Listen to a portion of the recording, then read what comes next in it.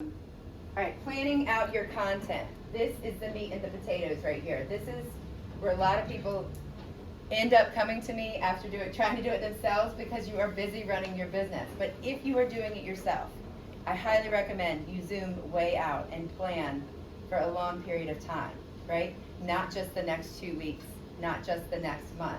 I think you should zoom out and think about, let me see how I organize this on here. Okay, so I'm going to start with the center bullet.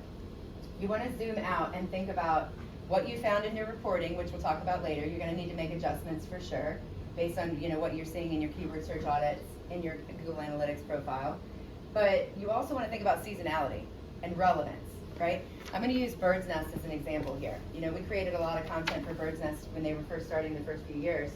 And if we didn't think about the fact that last week was Valentine's Day, that would be really dumb. Because Valentine's Day is huge here, right? It's a huge day. It's a huge date night.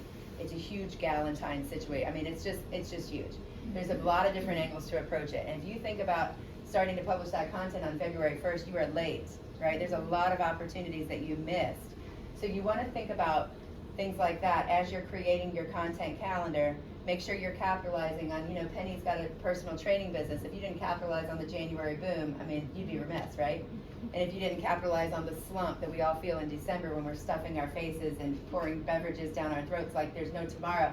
I mean, you know what I mean? Like, you've got to think about these things as you're creating content, but you also want to think about your reporting, right? So if a particular keyword is dropped, maybe you find that seasonal content, but you find a way to weave a particular keyword strategy into that content, right? And relevance. Don't just publish to publish.